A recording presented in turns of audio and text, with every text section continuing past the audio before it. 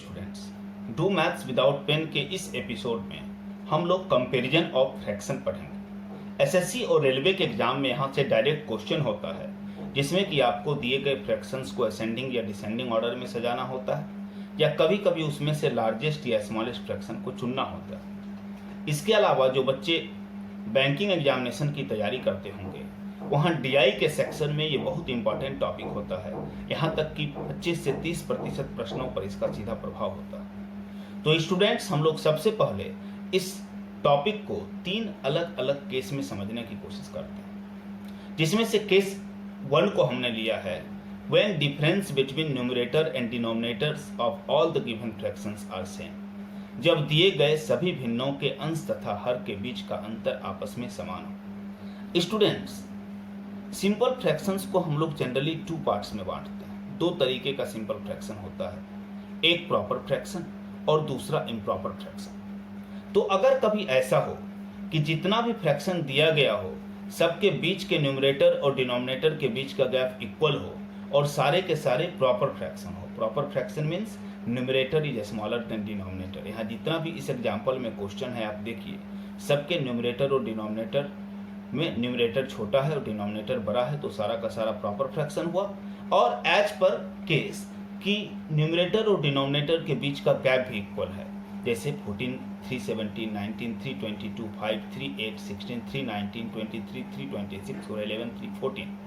तो students, when the difference between numerators and denominators of all the given fractions are same and all fractions are belongs to the set of proper fraction, then in this case the fraction which looks smallest is the smallest fraction and the fraction which looks largest is the largest fraction।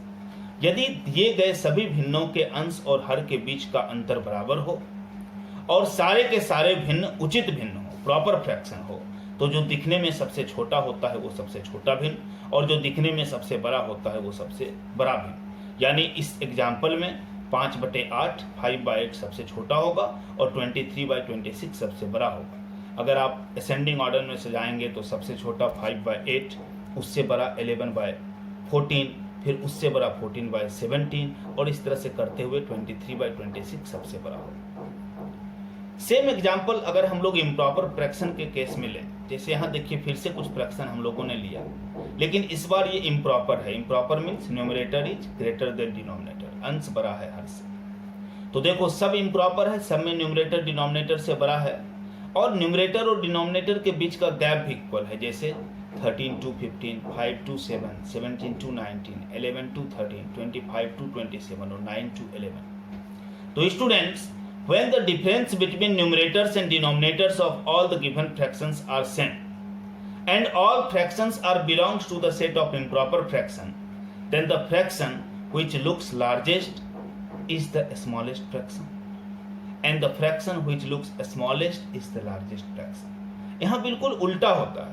अगर numerator और denominator के बीच का gap equal हो और सारा का सारा fraction improper fraction हो, तो जो दिखने में सबसे बड़ा होता है वो सबसे छोटा भिन्न और जो दिखने में सबसे छोटा होता है वो सबसे बड़ा भिन्न होता है। तो ये केस हो गया स्टूडेंट्स कि अगर न्यूमरेटर्स और डिनोमिनेटर्स के बीच का गैप इक्वल होगा तब हम इस कंसेप्ट को लगाएंगे। एक दूसरा केस देखते हैं, case 2, when denominators of all the given fractions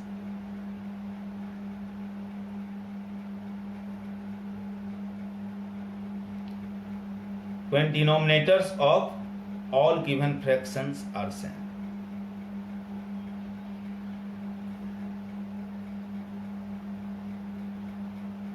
इन हिंदी, यदि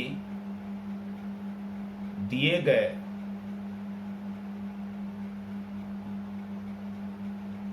सभी भिन्नों का हर बराबर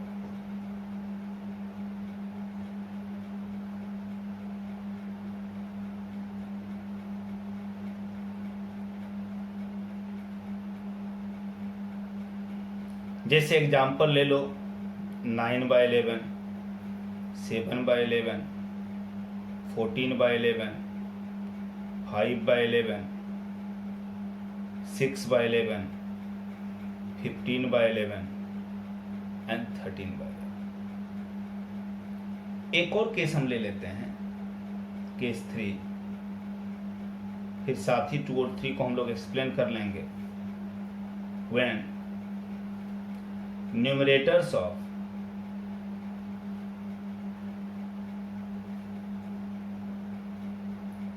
all given fractions are same.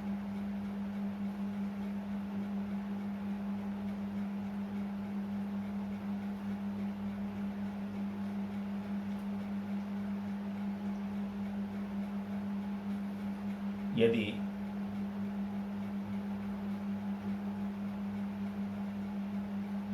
दिए गए सभी भिन्नों का अंश बराबर,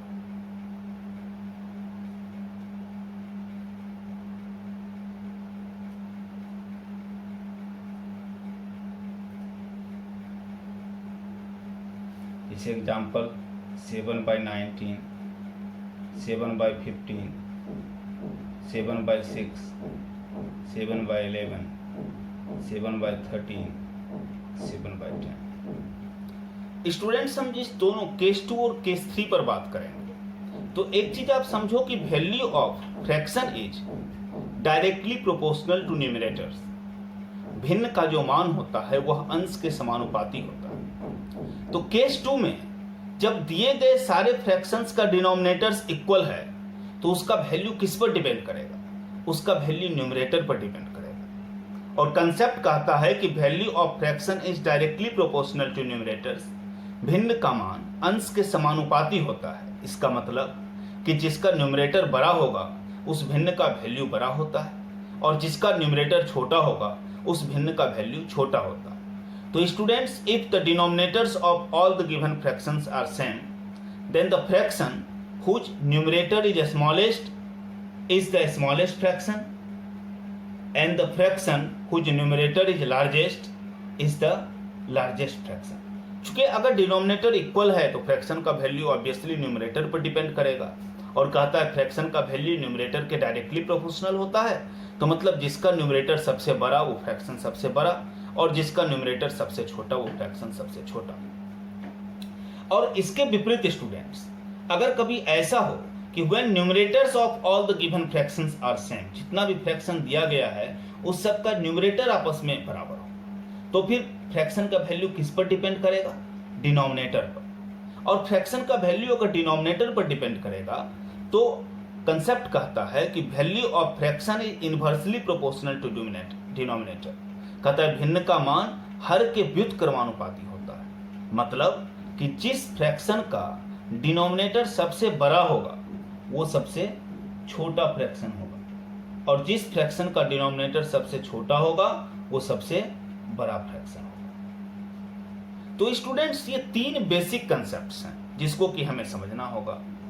तो अगर फर्स्ट केस था कि न्यूमरेटर और डिनोमिनेटर के बीच का गैप इक्वल होगा, तो प्रॉपर में जो दिखने में सबसे छोटा वो सबसे छोटा, और जो दिखने में सबसे बड़ा वो सबसे बड़ा।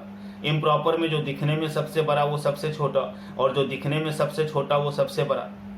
फिर अगर सबका डिनोमिनेटर इक्वल होगा तो फ्रैक्शन का वैल्यू न्यूमरेटर पर डिपेंड करेगा, और जिसका न्यूमरेटर सबसे बड़ा वो बड़ा और न्यूमरेटर छोटा तो छोटा। और अगर न्यूमरेटर सबका इक्वल होगा तो फ्रैक्शन का वैल्यू डिनोमिनेटर पर डिपेंड करेगा, और जिसका डिनोमिनेटर सबसे बड़ा वो सबसे छोटा, और जिसका डिनोमिनेटर सबसे छोटा वो सबसे बड़ा। अब स्टूडेंट्स, प्रश्न उठता है कि इतना सजा करके तो एग्जाम में आएगा नहीं, एग्जाम में तो क्वेश्चंस रैंडम आएंगे, तो हम क्या करेंगे? तो कहता है स्टूडेंट्स, फर्स्ट केस जो है वह तो एक कंडीशंस के लिए है, और इस पर अगर इस अरेंजमेंट का क्वेश्चन आए कि गैप इक्वल करके तभी हम उसका इस्तेमाल करेंगे। और डीआई में कई बार ऐसा होता है कि जब आप बॉक्स बेसिस पर बनाते हो तो वो गैप इक्वल होता है, तो डीआई के पॉइंट ऑफ व्यू से भी ये कंसेप्ट आपको हेल्प करेगा। और बाद बाकी रैंडम सारे प्रश्न को आप अपनी सुविधा अनुसार केस 2 या केस 3 में बदल लो। जैसे एज फॉर एग्जाम्पल हम लोग एक बड़ा क्वेश्चन लेते हैं, जैसे मान लो 19/79, 11/83, 15/52, 7/59, 21/17। अब ये सब स्टूडेंट्स कुछ नंबर्स हैं। अब अगर हमको इसमें ढूंढना पड़े सबसे बड़ा नंबर क्या होगा, या सबसे बड़ा फ्रैक्शन क्या होगा, या सबसे छोटा फ्रैक्शन क्या होगा, तो ये डिफिकल्ट है। इसमें ना न्यूमरेटर और डिनोमिनेटर के बीच का गैप इक्वल है, ना सबका न्यूमरेटर से इक्वल है, और ना सबका डिनोमिनेटर से इक्वल है। तो स्टूडेंट्स हम देख रहे हैं इसमें ज़्यादातर प्रॉपर है, सिर्फ एक इम्प्रॉपर है। तो अगर हमको इसको मान लो सपोज करो असेंडिंग ऑर्डर में सजाना है, हमको पूरा पता करना है सबसे छोटा कौन है, फिर उससे बड़ा कौन है, फिर लास्ट में सबसे बड़ा कौन है, तो कहता है कि बचपन में आप इसको इक्वल डिनोमिनेटर कंसेप्ट पढ़ते थे कि आप सबका एलसीएम लो और सबका एलसीएम लेकर के फिर उसके अनुसार डिनोमिनेटर चेंज करो। स्टूडेंट्स ये काफ़ी टाइम टेकिंग प्रोसेस होता है। तो आप क्या करो इसके बदले कि सबके न्यूमरेटर को या तो इक्वल कर लो। कैसे करो? तो अगर हम न्यूमरेटर से डिनोमिनेटर को डिवाइड कर दें, अपने सुविधा अनुसार केस 2 और केस 3 में बदलो, तो चूंकि हमको प्रॉपर में नॉर्मली हम न्यूमरेटर को 1 कर लेंगे और अगर इम्प्रॉपर रहेगा तो हम डिनोमिनेटर को 1 करेंगे। जैसे हम इसको कैंसिल कर दें तो 19 से 1 टाइम्स में, और इसको 19 से डिवाइड कर दें तो 4 पॉइंट समथिंग होगा। फिर उसी तरह अगला करेंगे 11 से, तो ये 1 हो जाएगा, और ये 11 7 द 77 7 पॉइंट समथिंग कुछ और होगा। ये स्टूडेंट्स 15 1 द 15 और 15 3 द 45 3 पॉइंट समथिंग होगा। ये 7 1 द 7 और 7 8 द 56 8 पॉइंट समथिंग होगा। और ये 21 1 द 21 और ये 0 पॉइंट समथिंग। अब स्टूडेंट्स जितना भी फ्रैक्शन है सबका न्यूमरेटर 1 हो गया।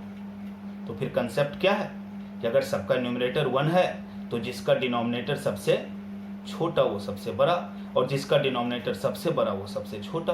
तो सबसे छोटा क्या हो गया? अगर हमको असेंडिंग ऑर्डर में सजाना है तो सबसे छोटा 7/59 है इसमें।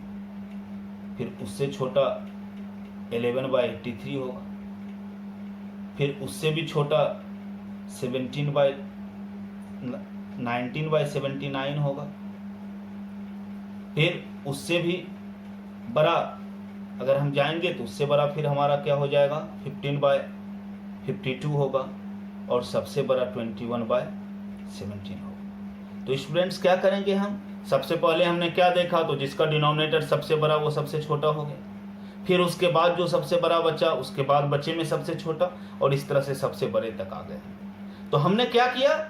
हम अपने सुविधा अनुसार केस 2 या केस 3 में बदल लेंगे। जैसे आप एक और एग्जाम्पल देखिए, इस बार हम लोग कुछ प्रॉपर का एग्जाम्पल लेकर के देखते हैं। जैसे मान लो 24/7, जैसे मान लो 49/11, जैसे मान लो 96/19, जैसे मान लो 31/18, और एक और एग्जांपल हम लोग ले लेते हैं कि 64/15। अब इसमें देखो नॉर्मली सारा क्या है? इम्प्रॉपर हमको दिख रहा है। तो हम इस बार न्यूमरेटर अगर 1 करने की कोशिश करेंगे तो सबका डिनोमिनेटर 0 पॉइंट हो जाएगा और लेंथी हो जाएगा। तो हम क्या करेंगे स्टूडेंट्स? हम इस बार सबका डिनोमिनेटर इक्वल कर लेंगे। जैसे 7 1 द 7 और ये 7 3 द 24 3 पॉइंट समथिंग होगा।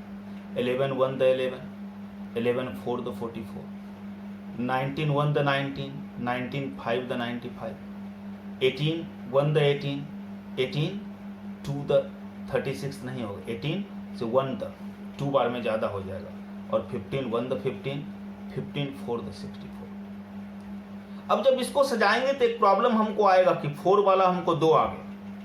तो कोई बात नहीं, जब कभी ऐसा हो तो आप एक आध स्टेप और निकाल लो। जैसे 11 4 द 44 लिया तो क्या बचा? 5, तो फिर 50 होगा, तो फिर से 11 4 द 44 हो जाएगा। यहाँ पर अगर हम लोग देखेंगे तो 15 4 द 60, तो क्या हुआ? 4 बचा तो 40 होगा, तो 15 2 द 30। तो अब ये डिफरेंस क्लियर होगा। कभी अगर ऐसा होगा कि फर्स्ट स्टेप में बराबर हो गया तो एक स्टेप और निकाल लें। अब आपको इसको सजाना है असेंडिंग ऑर्डर में। तो अगर हमको असेंडिंग ऑर्डर में सजाना है तो सबसे छोटा, तो जिसका न्यूमरेटर, इस पर न्यूमरेटर पर डिपेंड कर रहा है, डिनोमिनेटर इक्वल है, तो किसका न्यूमरेटर सबसे छोटा है? तो 31/18 का। फिर उससे बड़ा कौन है? तो फिर उससे बड़ा है 24/7। फिर उससे भी बड़ा कौन है? तो उससे बड़ा है 64/15। फिर उससे भी बड़ा कौन है? तो उससे बड़ा है 49/11। और फिर सबसे बड़ा कौन है? तो 96/90। तो स्टूडेंट्स क्या करेंगे हम, तो कैसा भी फ्रैक्शन आएगा, किसी भी तरह का फ्रैक्शन आएगा, हम अपनी सुविधा अनुसार उसको केस 2 और केस 3 में कन्वर्ट कर लेंगे और हम बहुत ही आसानी से कर सकते हैं। जो जहाँ की हमको इक्वल डिनोमिनेटर कंसेप्ट में एक बड़े कैलकुलेशन से गुजरना पड़ता था और यहाँ हम लोग उसको बहुत ही आसानी से कर सकते हैं। तो उम्मीद है आप इस कंसेप्ट का इस्तेमाल करेंगे। Thank you.